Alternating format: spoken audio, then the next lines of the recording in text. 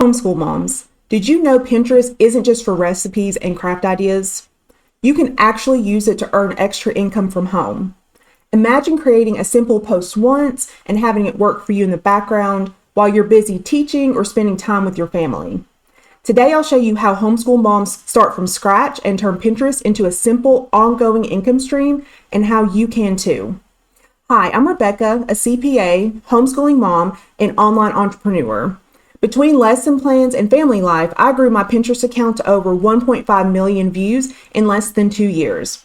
Today, I'll show you how you can start from scratch and manage a Pinterest strategy in about 2 hours a week, turning your pins into a simple income stream while you focus on your family. All right, let's dive in and I'll walk you through how Pinterest really works, how to start pinning step by step, and how those pins can actually turn into real income. So the very first step is deciding on what type of content that you want to pin. To make it easy, I like to use a tool, it's free, called Pinterest Trends, and it shows what people are already searching for, so you can create content that other people actually want. So this shows what is currently popular in my specific niche, and it gives me ideas for content that people will be searching for. Remember, Pinterest is a search engine, not a social media platform, so users are looking for answers or solutions. So you can start by picking 3 to 5 topics you already research or create for your family, like curriculum tips, healthy recipes, or home organization.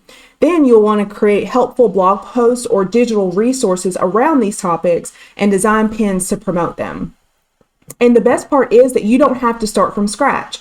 Think about what you are already planning or doing for your family, like meals, routines, lesson ideas, or home projects. Or maybe there's a passion you've always wanted to explore, like crafting, photography, or organization tips. These are exactly the kinds of things people are searching for on Pinterest, and they make perfect content to share.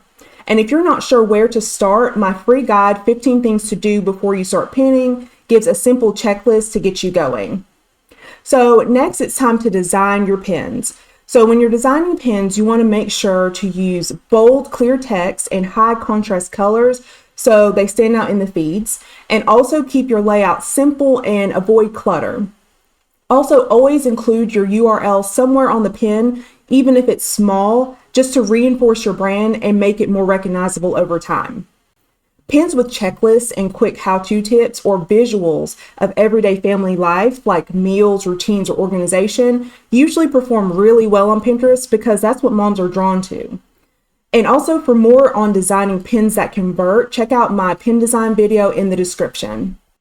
So next, we'll talk about scheduling. Scheduling is really simple with the Pinterest native scheduler. I usually create 8 to 10 pins per blog post, and then I spread them out throughout the month using this scheduler here so that I don't have to post daily. And to keep track of what I've pinned, I use a simple spreadsheet that's part of my Pinterest AI prompts and planner bundle. It helps keep me consistent and stay organized, and helps me to avoid duplicating content. And the link to this is in the description if you want to check it out. So here is something really exciting. The pins that you create can actually help you earn money. So let me show you how this works. Digital product sales. Your pins can link directly to a product on your website or to a blog post that promotes your product. Blog ad revenue. Pins drive traffic to your blog, which increases page views and ad revenue. YouTube ad revenue. Pins can link to blog posts with videos or directly to YouTube videos, boosting watch time and monetization. Next is affiliate sales. Now, I don't recommend linking directly to affiliate products on Pinterest. Instead, pins can drive readers to helpful blog posts where you naturally mention your products or tools that you use. This way, you provide value first and avoid coming across as overly promotional. And finally, email list growth.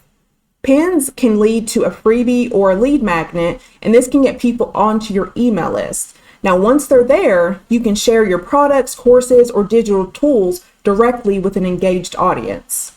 So for homeschool moms, this could look like selling a printable planner, earning ad revenue from your blog, or sharing affiliate links for products and services that you actually use. Every pin is like a little helper, sending people back to your resources. So here are a few simple tips to make getting started even easier. First, pin your own content first and then repin relevant others' pins. Use keywords in your pin descriptions, titles, pin text overlay, and boards to help improve search visibility. Consistency over volume. Even 10 pins a week consistently beats random mass pinning. And finally, use tools like my Pinterest AI prompts and planner bundle or free templates to speed up creation and to stay organized.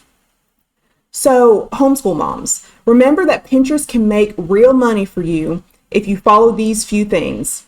Choose content that fits your family life, create pins that stand out, schedule consistently using Pinterest native scheduler, repurpose pins from multiple income streams, and use tools and templates to save time. Even with a small amount of effort each week, as I mentioned, I spend about 2 hours a week on Pinterest. Your pins can quietly drive traffic, email signups, and sales in the background while you focus on your kids. Thanks so much for watching. If you're a homeschool mom ready to use Pinterest for extra income, I'm opening a few one-on-one Pinterest coaching and audit spots. The link's in the description to join the waitlist. Be sure also to check out the description for my free resources, guides, and links to other helpful videos to help you get started and stay inspired. And don't forget to like and subscribe. I'll see you in the next video.